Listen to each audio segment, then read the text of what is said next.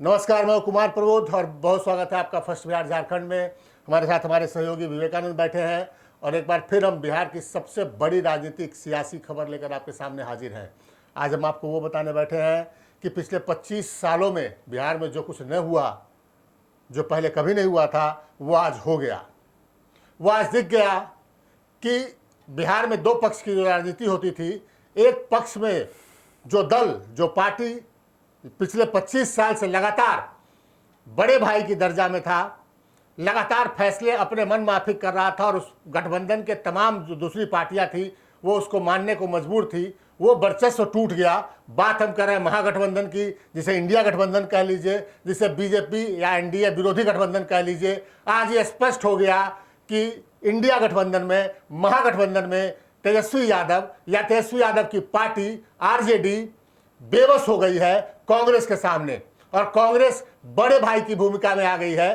कांग्रेस ने आज तेजस्वी यादव के सामने बैठकर यह कह दिया कि अगले चुनाव में आप मुख्यमंत्री पद के दावेदार होइएगा, ये तय नहीं है। ये सबसे बड़ी खबर है कि तेजस्वी यादव के ऑफिस में, तेजस्वी यादव के सामने बैठकर बिहार प्रदेश कांग्रेस के जो प्रभारी नए बने हैं कृष्णा अल्लावरू, उन्होंने कह दिया तेजस्वी यादव के सामने कि तेजस्वी यादव बिहार में इंडिया गठबंधन की ओर से या फिर कहें महागठबंधन की ओर से अगले चुनाव में मुख्यमंत्री पद के दावेदार नहीं है। विवेकानंद, ये सबसे बड़ी खबर 25 साल से, आप देखिए 2000 ईस्वी से बिहार में कांग्रेस का आरजेडी के साथ गठबंधन रहा है। एक चुनाव ऐसा हुआ है बिहार में 2010 में जब कांग्रेस अकेले चुनाव लड़ी थी, लेकिन बाकी चुनाव को देखें तो आरजेडी और कांग्रेस एक साथ गठबंधन रहा और जो आरजेडी ने चाहा वो आरजेडी ने किया।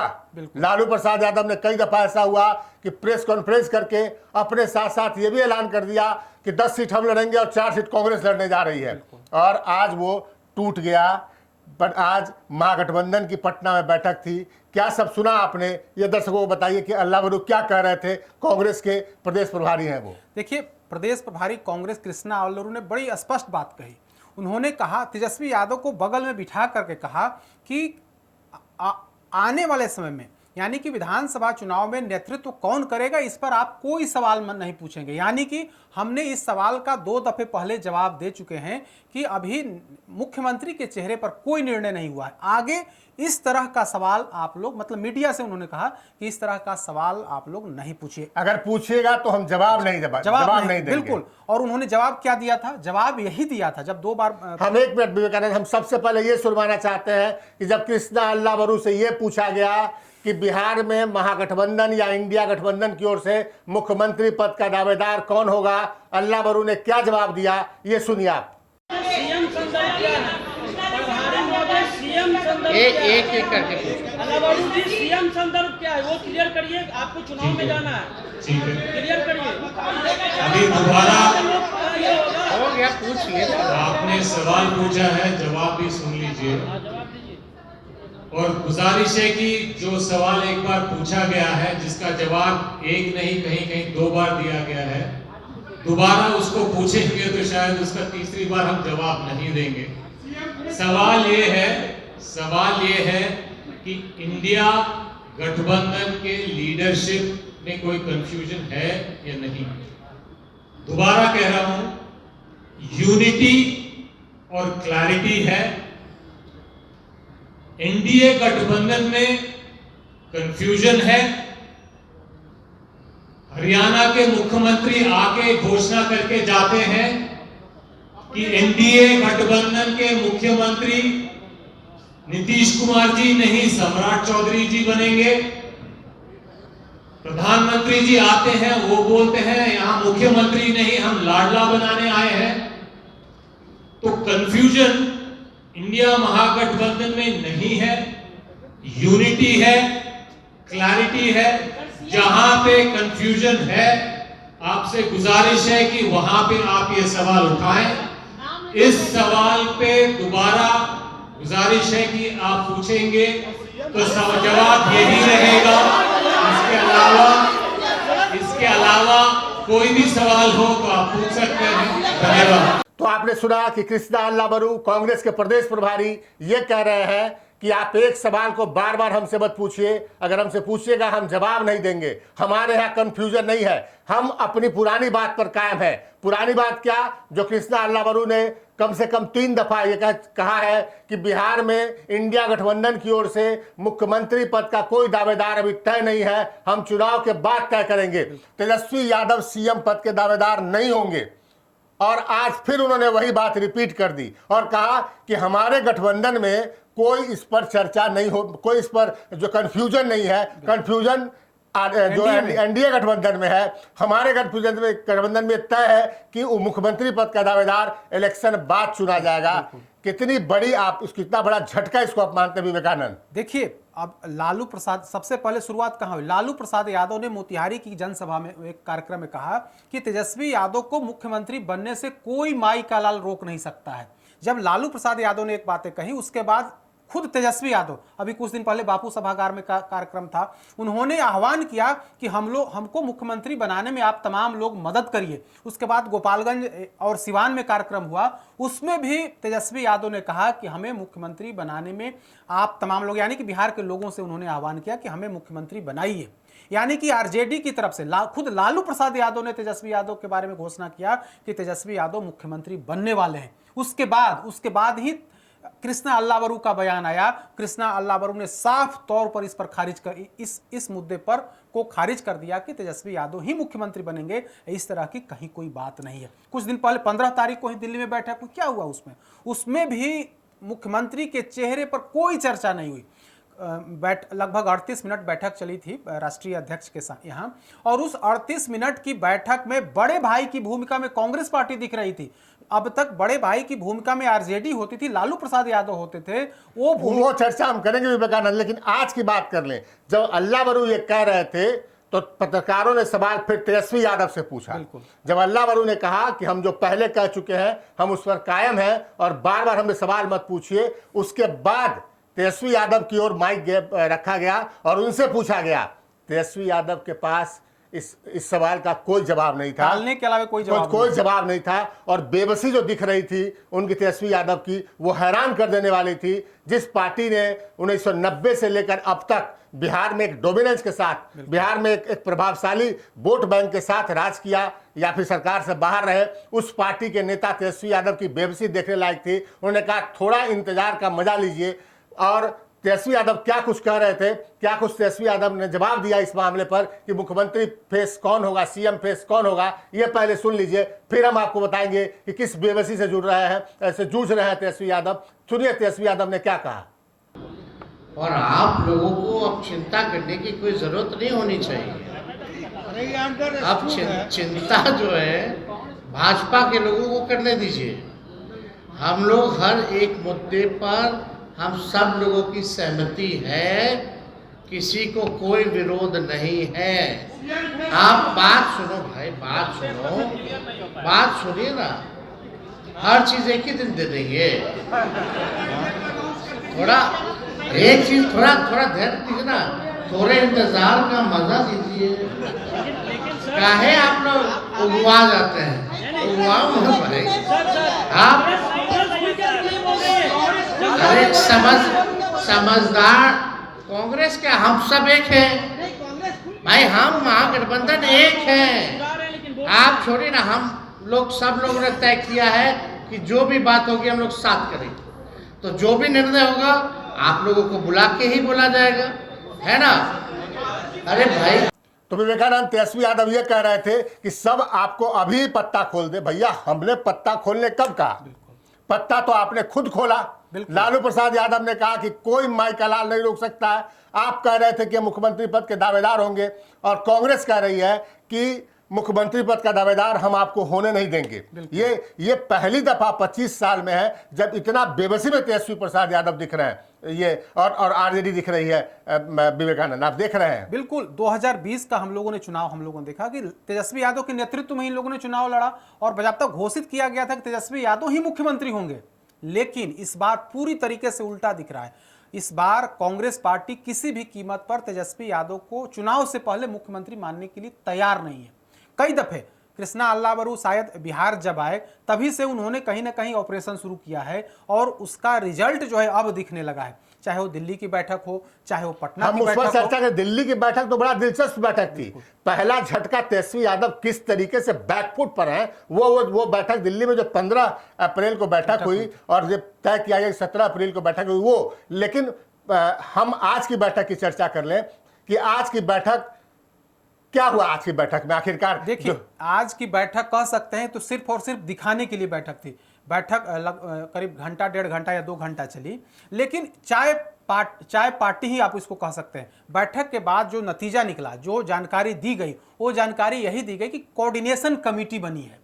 कोऑर्डिनेशन कमेटी का नेतृत्व तेजस्वी यादव करेंगे और उसमें सभी सहयोगी दल के प्रतिनिधि उसमें होंगे। मतलब हम 4 सीट करेंगे सरकार पर, हम वोटर का मुद्दा उठाएंगे, हम दूसरे मसलों पर विचार करेंगे और वो एक कोऑर्डिनेशन कमेटी बनेगी जिसके हेड जो है तेजस्वी प्रसाद यादव होंगे। लेकिन आज की बैठक में न सीट शेयरिंग पर कोई फैसला हुआ, न कोई बातचीत हुई, चर्चा तक नहीं हुई। न तेजस्वी यादव के या फिर कोई मुख्यमंत्री फेस कौन होगा इस पर चर्चा हुई। और पूरे तरीके से कहा कि सिर्फ आप ठीक कह रहे हैं, एक चाय पार्टी वाली बैठक थी। और उस बैठक का परिणाम यह निकला कि अल्लावरू ने वो भी घोषणा कृष्णा अल्लावरू ने किया कि हम एक कोऑर्डिनेशन कमेटी बनाने जा रहे हैं और उस कमेटी के चेयरमैन जो होंगे वो तेजस्वी प्रसाद यादव होंगे। ये घोषणा अल्लावरू ने किया। आज की बैठक में ऐसा लग रहा था कि कृष्णा अल्लावरू ही पूरे तौर पर इस पूरे कार्यक्रम कह सकते हैं कि दुल्हा के तौर पर कृष्णा अल्लावरू दिख रहे थे। लालू प्रसाद यादव कहते थे कि दुल्हा कौन होगा, तो आज की इस बैठक में दुल्हे की भूमिका में कहीं ना कहीं कृष्णा अल्लावरू दिख रहे थे और तेजस्वी यादव की बेबसी साफ तौर पर दिख रही थी। जब बड़ी घोषणा हुई, जो बड़ा कोई निर्णय हुआ, तो उसमें तेजस्वी यादव ने उस बात की घोषणा नहीं की, बल्कि कांग्रेस के प्रभारी इस बात की घोषणा कर रहे हैं कि बिहार में हम लोग सहयोगी दलों के लिए एक कोऑर्डिनेशन कमेटी बनी है और कोऑर्डिनेशन कमेटी में सभी दल के जो प्रतिनिधि हैं वो प्रतिनिधि बैठेंगे और एक सामूहिक निर्णय उस पर बिहार में किस तरह से चुनाव लड़ना है, किस तरह से एनडीए के खिलाफ में हमला बोलना है, किस तरह से बिहार की जनता के समक्ष बिहार की सरकार की नाकामियों को ले जाना है, इसको लेकर के मतलब कार्य योजना तैयार होगी। इसके लिए इस कोऑर्डिनेशन कमेटी का निर्माण किया जा रहा है और इसका नेतृत्व तेजस्वी यादव करेंगे। यानी कि तेजस्वी यादव को यह जिम्मेदारी दी गई है कि आप इन छोटे दलों को साथ रख करके चलें, बाकी का जो काम होगा वो कृष्णा अल्लावरू करेंगे, जो अपने शीर्ष नेतृत्व से बातचीत करेंगे और आपको फैसला सुनाएंगे। यानी कि विवेकानंद बड़ा एक दिलचस्प आंकड़ा अपने दर्शकों को बताते हैं। आप बिहार में देखेंगे कांग्रेस के विधायकों की संख्या और आरजेडी के विधायकों की संख्या तो 4 गुना से भी ज़्यादा का फर्क है कांग्रेस और आरजेडी के विधायकों का। हम पड़ोसी राज्य झारखंड का ले लेते हैं। झारखंड में देखिए कांग्रेस और जेएमएम वहाँ पर जो हेमंत सोरेन सीएम हैं उनके बीच बहुत कोई बड़ा अंतर फासला नहीं है सीटों के बीच में। ऐसा नहीं कि कांग्रेस से 4 गुना ज़्यादा सीट जो है वो झारखंड जेएमएम ने जीत रखी है। इवन डबल सीट पर भी जो है वो जेएमएम ने जीत रखी है, ऐसा कुछ फासला नहीं है। लेकिन इसके बावजूद जब झारखंड में चुनाव हुआ तो कांग्रेस ने ये पहले घोषणा कर दिया कि हेमंत सोरेन हमारे सीएम फेस के उम्मीदवार सीएम फेस होंगे, सीएम पद के उम्मीदवार होंगे। बिहार में तेजस्वी यादव को सीएम फेस मानने से ये पहली दफा ऐसा हो रहा है कि आरजेडी के नेता को, पहले राबड़ी देवी हो, लालू यादव हो या तेजस्वी यादव हो, पहली दफा ऐसा हो रहा है कि कांग्रेस ये मानने को तैयार नहीं है, बोलने को तैयार नहीं है कि सीएम फेस के दावेदार जो है वो सीएम के दावेदार जो है वो तेजस्वी प्रसाद यादव होंगे। और आप 15 अप्रैल की हम अपने दर्शकों को बताएं कि 15 अप्रैल को जो बैठक जो दिल्ली में हुई, आप उसका तस्वीर उसकी तस्वीर, उसका वीडियो, वो सब कुछ जो है वो दिलचस्प था। बिल्कुल आप देखिए कि राहुल गांधी और मल्लिकार्जुन खड़गे के साथ बैठक हुई, उसमें कृष्णा अल्लावरू मौजूद थे।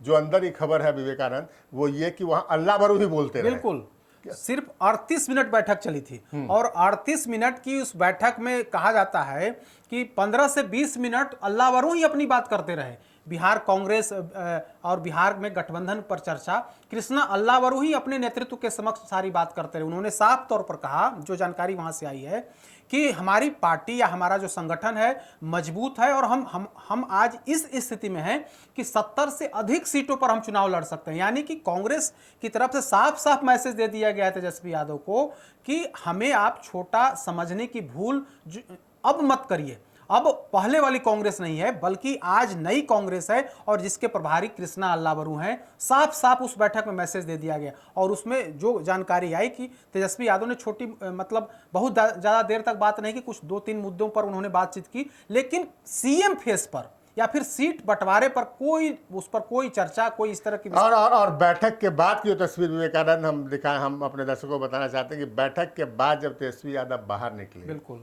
और तेजस्वी यादव जब बाहर निकले और वहाँ पर हमने कई मुलाकात देखा है राहुल गांधी और तेजस्वी यादव की, बहुत पुरानी भी नहीं, 24 और 23 की देख लीजिए। देखा है कि जब राहुल गांधी से मिलने आप जाते थे तेजस्वी यादव, तो राहुल गांधी खुद बाहर निकलकर उनको छोड़ने आते थे। कटसी होता है कि कोई एक आप नेता से मिलने गए तो बाहर तक निकल के आपको छोड़ने आए, अपने घर के दरवाजे तक छोड़ने आए। ये पहली दफ़ा हुआ कि राहुल गांधी के यहाँ तेजस्वी यादव गए। राहुल गांधी की बात छोड़ दीजिए, मल्लिकार्जुन खड़गे, केसी वेणुगोपाल, इनमें से कोई तेजस्वी यादव के साथ बाहर नहीं आया। तेजस्वी यादव के साथ बाहर निकल के आया कौन?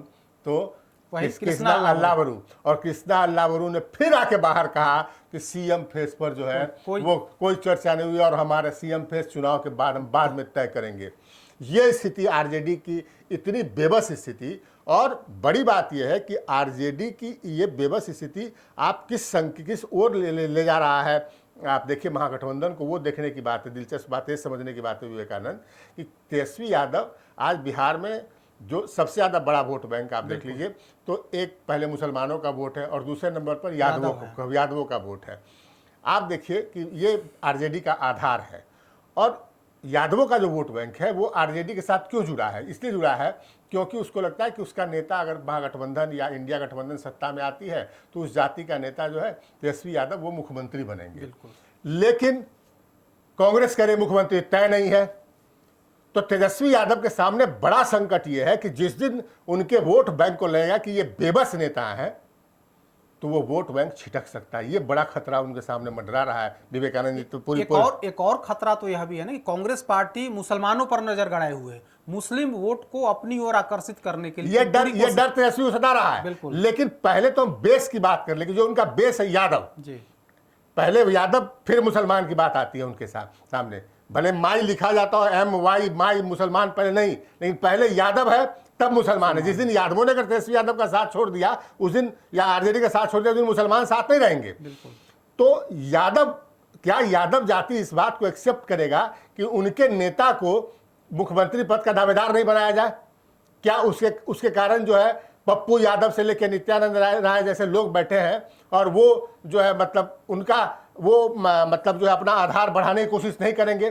तो बड़ा खतरा तेजस्वी यादव के सामने ये है कि जिस दिन उनकी ये छवि मार्केट में गई कि वो एक बेबस नेता साबित हो रहे हैं, उस दिन उनका वोट बैंक जो है वो भी बिखर सकता है। ये बड़ा खतरा भी। और यहाँ तो पप्पू यादव जैसे यादव समाज के जो नेता हैं वो तो इसी ताक में बैठे हैं कि कब लालू परिवार कमजोर होता है, कब तेजस्वी यादव कमजोर होते हैं कि उन पर सीधा अटैक किया जाए, उनके वोट बैंक को तोड़ा जाए।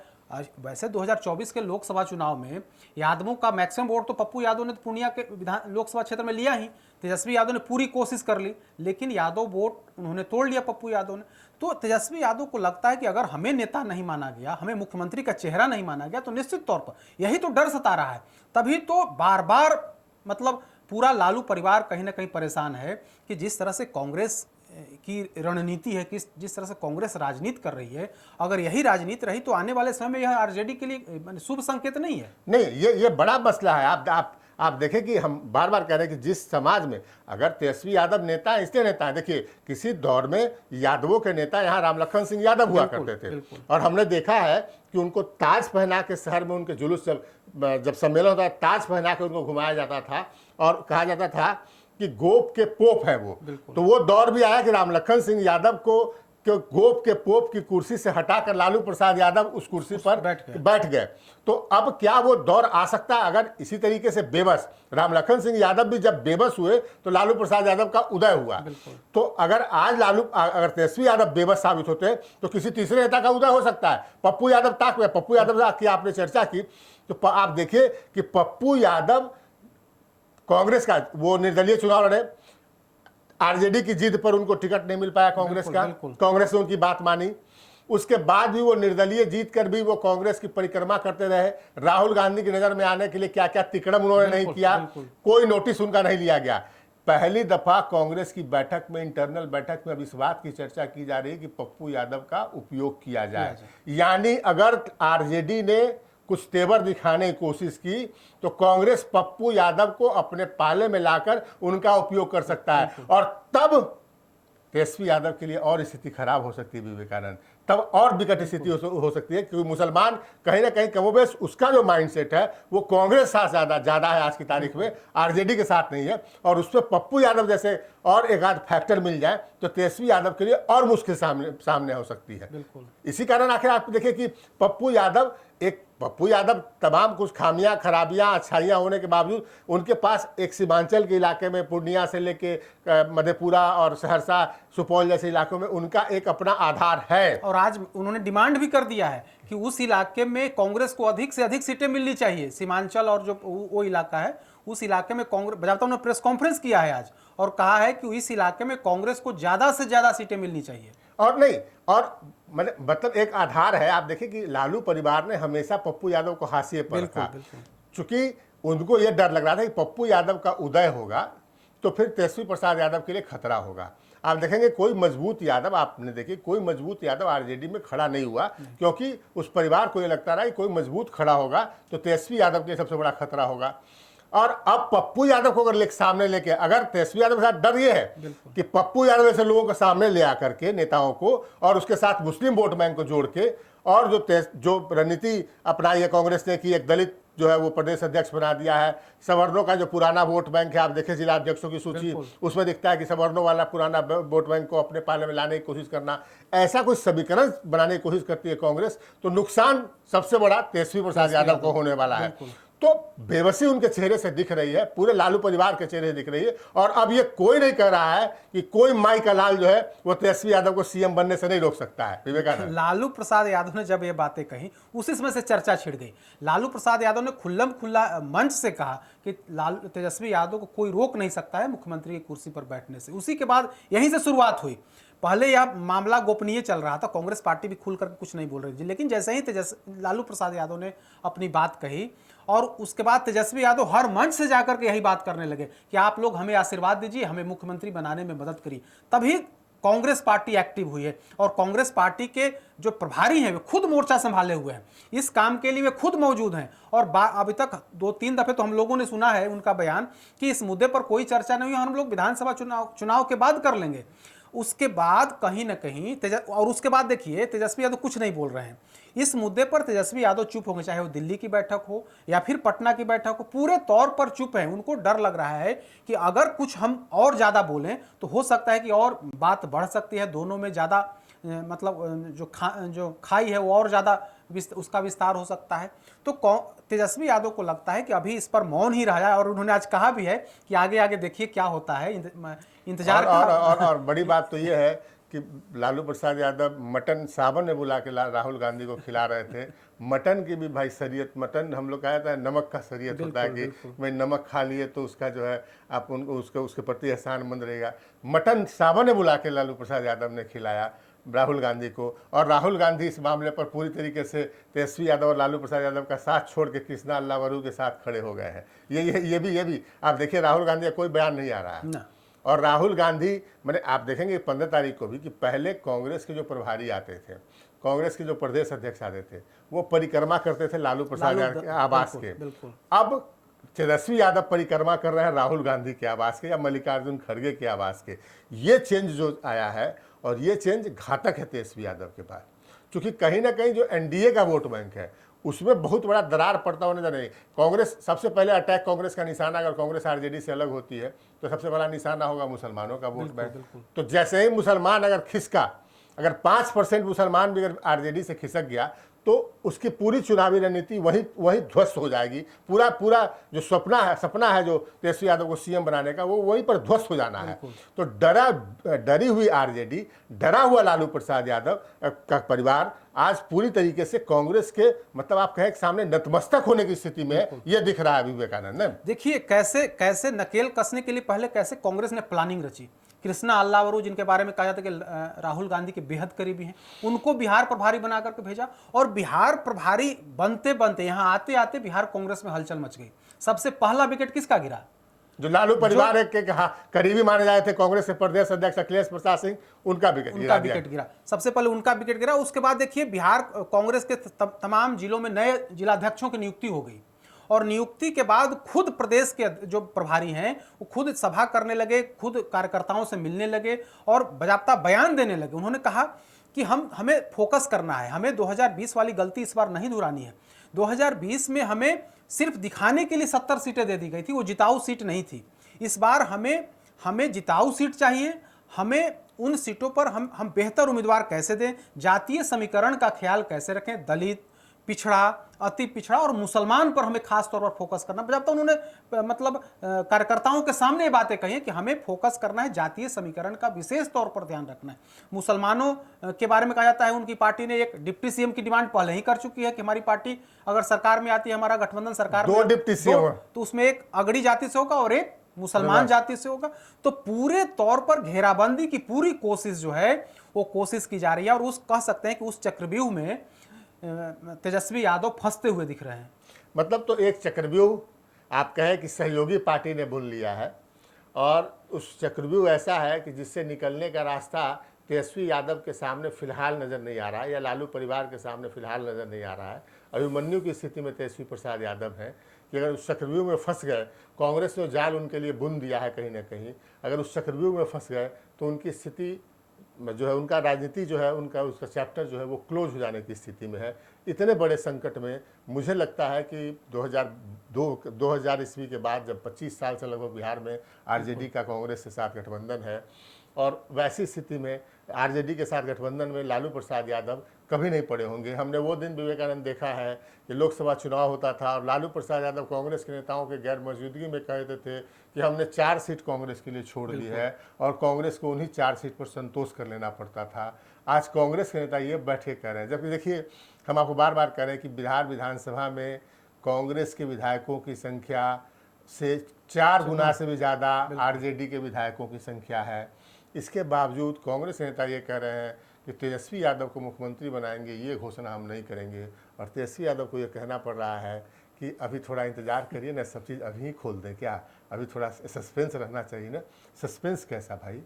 आप जब कह रहे थे कि एनडीए में, वो जब कह रहे थे कृष्णा अल्लावरू कि एनडीए में सस्पेंस है, मुख्यमंत्री पद के दावेदार को लेकर सस्पेंस है, लेकिन आज ही नित्यानंद राय ने बैठ के, कल ही शिवराज चौधरी ने बैठ के ये कहा कि नीतीश कुमार ही अगले मुख्यमंत्री होंगे। सस्पेंस वहाँ क्लियर होता दिख रहा है, सस्पेंस महागठबंधन में बढ़ता जा रहा है और ये जो सस्पेंस है, ये सस्पेंस आगे चलकर नुकसानदेह हो सकता है अगर किसी एक पार्टी के लिए, तो उसका नाम आरजेडी है।